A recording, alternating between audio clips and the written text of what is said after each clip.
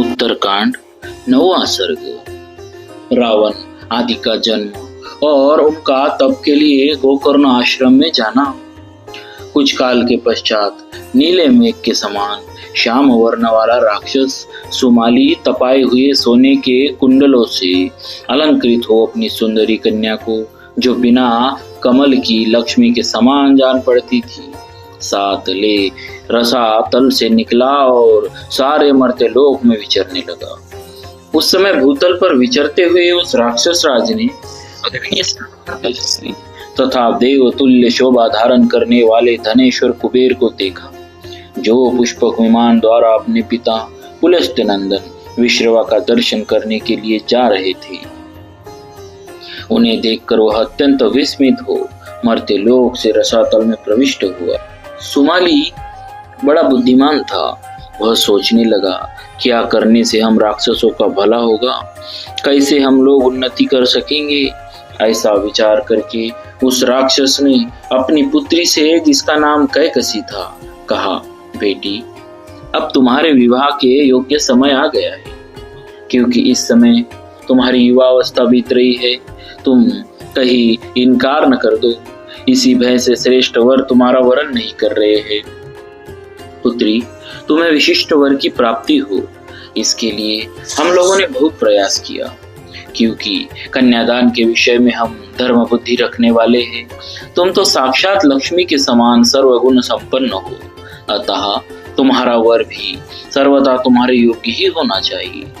बेटी, सम्मान की इच्छा रखने वाले सभी लोगों के लिए कन्या का पिता होना दुख का ही कारण होता है, क्योंकि यह पता नहीं चलता कि कौन और कैसा पुरुष कन्या का वरण करेगा। माता के, पिता के और जहाँ कन्या दी जाती है, उस पति के कुल को भी कन्या सदा संशय में डाले रहती है। अतः बेटी, तुम प्रजापति के कुल में उत्पन्न श्रेष्ठ गुण संपन्न पुलस्त्य नंदन मुनिवर विश्रवा का स्वयं चलकर पति के रूप में वरण करो और उनकी सेवा में रहो। पुत्री, ऐसा करने से निस्संदेह तुम्हारे पुत्र भी ऐसे ही होंगे जैसे ये धनेश्वर कुबेर है। तुमने तो देखा ही था वे कैसे अपने तेज से सूर्य के समान उद्दीप्त हो रहे थे। पिता की यह बात सुनकर उनके गौरव का ख्याल करके कैकसी उस स्थान पर गई जहाँ मुनिवर विश्रवा तप करते थे। वहां जाकर वह एक जगह खड़ी हो गई। श्री राम, इसी बीच में पुलस्त्य नंदन ब्राह्मण विश्रवा सायंकाल का अग्निहोत्र करने लगे। वे तेजस्वी मुनि उस समय 3 अग्नियों के साथ स्वयं भी चतुर्थ अग्नि के समान देदीप्यमान हो रहे थे।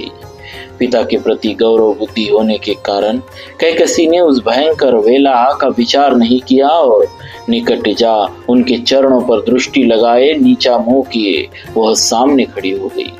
वह भामिनी अपने पैर के अंगूठे से बारंबार धरती पर रेखा खींचने लगी।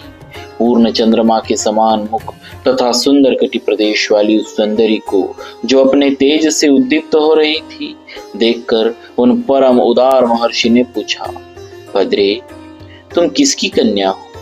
कहाँ से यहाँ आई हो? मुझसे तुम्हारा क्या काम है, अथवा किस उद्देश्य से यहाँ तुम्हारा आना हुआ है? शोभने, ये सब बातें मुझे ठीक ठीक बताओ। विश्रवा के इस प्रकार पूछने पर उस कन्या ने हाथ जोड़कर कहा, मुनि, आप अपने ही प्रभाव से मेरे मनोभाव को समझ सकते हैं, किंतु महर्षि, मेरे मुख से इतना अवश्य जान ले कि मैं अपने पिता की आज्ञा से आपकी सेवा में आई हूँ और मेरा नाम कैकसी है। बाकी सब बातें आपको स्वतः जान लेनी चाहिए, मुझसे न कहलवाए। यह सुनकर मुनि ने थोड़ी देर तक ध्यान लगाया और उसके बाद कहा, भद्रे, तुम्हारे मन का भाव मालूम हुआ। मत वाले गजराज की भांति मंद गति से चलने वाली सुंदरी, तुम मुझसे पुत्र प्राप्त करना चाहती हो, परंतु इस दारुण वेला में मेरे पास आई हो, इसीलिए यह भी सुन लो कि तुम कैसे पुत्रों को जन्म दोगी। सुश्रोणी, तुम्हारे पुत्र क्रूर स्वभाव वाले और शरीर से भी भयंकर होंगे, तथा उनका क्रूर कर्मा राक्षसों के साथ ही प्रेम होगा। तुम क्रूरतापूर्ण कर्म करने वाले राक्षसों को ही पैदा करोगी। मुनि का यह वचन सुनकर कैकसी उनके चरणों पर गिर पड़ी और इस प्रकार बोली, भगवान, आप ब्रह्मवादी महात्मा है, मैं आपसे ऐसे दुराचारी पुत्रों को पाने की अभिलाषा नहीं रखती, अतः आप मुझ पर कृपा कीजिए। उस राक्षस कन्या के इस प्रकार कहने पर पूर्ण चंद्रमा के समान मुनिवर विश्रवा रोहिणी जैसे सुंदरी कैकसी से फिर बोले, शुभानने, तुम्हारा जो सबसे छोटा एवं अंतिम पुत्र होगा वह मेरे वंश के अनुरूप धर्मात्मा होगा, इसमें संशय नहीं।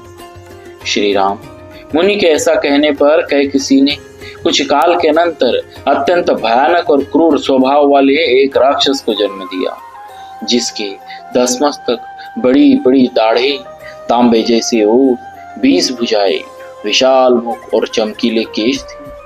उसके शरीर का रंग कोयले के पहाड़ जैसा काला था।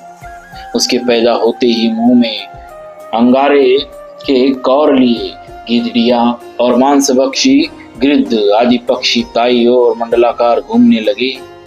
इंद्रदेव रुधिर की वर्षा करने लगे, मेघ भयंकर स्वर में गर्जना करने लगे, सूर्य की प्रभा फीकी पड़ गई, पृथ्वी पर उल्कापात होने लगा, धरती कांप उठी, भयानक आंधी चलने लगी, तथा जो किसी के द्वारा क्षुब्ध नहीं किया जा सकता वह सरिताओं का स्वामी समुद्र विक्षुब्ध हो उठा। उस समय ब्रह्मा जी के समान तेजस्वी पिता विश्रवा मुनि ने पुत्र का नामकरण किया। यह 10 ग्रीवाएं लेकर उत्पन्न हुआ है, इसीलिए दशग्रीव नाम से प्रसिद्ध होगा। इसके बाद महाबली कुंभकर्ण का जन्म हुआ, जिसके शरीर से बड़ा शरीर इस जगत में दूसरे किसी का नहीं है। इसके बाद विकराल मुख वाली शूर्पणखा उत्पन्न हुई। तदनंतर धर्मात्मा विभीषण का जन्म हुआ, जो कैकसी के अंतिम पुत्र थे। उस महान सत्वशाली पुत्र का जन्म होने पर आकाश से फूलों की वर्षा हुई और आकाश में देवों की दुंदुभियां बज उठी। उस समय अंतरिक्ष में साधु साधु की ध्वनि सुनाई देने लगी। कुंभकर्ण और दशग्रीव वे दोनों महाबली राक्षस लोक में उद्वेग पैदा करने वाले थे। वे दोनों ही उस विशाल वन में पालित होने और बढ़ने लगे। कुंभकर्ण बड़ा ही उन्मत्त निकला, वह भोजन से कभी तृप्त नहीं होता था, अतः तीनों लोकों में घूम घूम कर धर्मात्मा महर्षियों को खाता पीता था। विभीषण बचपन से ही धर्मात्मा थे। वे सदा धर्म में स्थित रहते, स्वाध्याय करते और नियमित आहार करते हुए इंद्रियों को अपने काबू में रखते थे। कुछ काल बीतने पर धन के स्वामी वैश्रवण पुष्पक विमान पर आरूढ़ हो अपने पिता का दर्शन करने के लिए वहां आए। वे अपने तेज से प्रकाशित हो रहे थे। उन्हें राक्षस कन्या कैकसी अपने पुत्र दशग्रीव के पास आई और इस प्रकार बोली, बेटा, अपने भाई वैश्रवण की ओर तो देखो, वे कैसे तेजस्वी जान पड़ते हैं। भाई होने के नाते तुम भी इन्हीं के समान हो, परंतु अपनी अवस्था देखो कैसी है। अमित पराक्रमी दशग्रीव, मेरे बेटे, तुम भी ऐसा कोई यत्न करो जिससे वैश्रवण की ही भांति तेज और वैभव से संपन्न हो जाओ। माता की यह बात सुनकर प्रतापी दशग्रीव को अनुपम अमर्ष हुआ। उसने तत्काल प्रतिज्ञा की, माँ, तुम अपने हृदय की चिंता छोड़ो।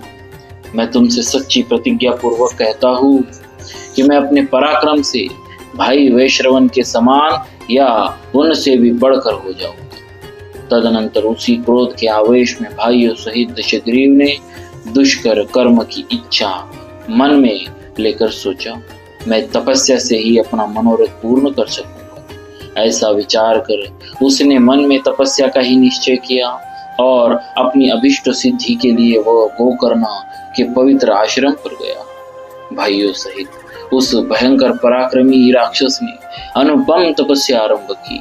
उस तपस्या द्वारा उसने भगवान ब्रह्मा जी को संतुष्ट किया और उन्होंने प्रसन्न होकर उसे विजय दिलाने वाले वरदान दिए।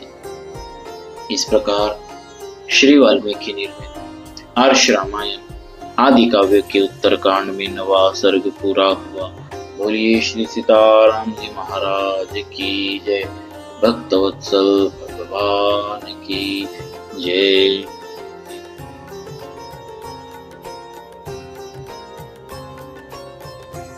श्री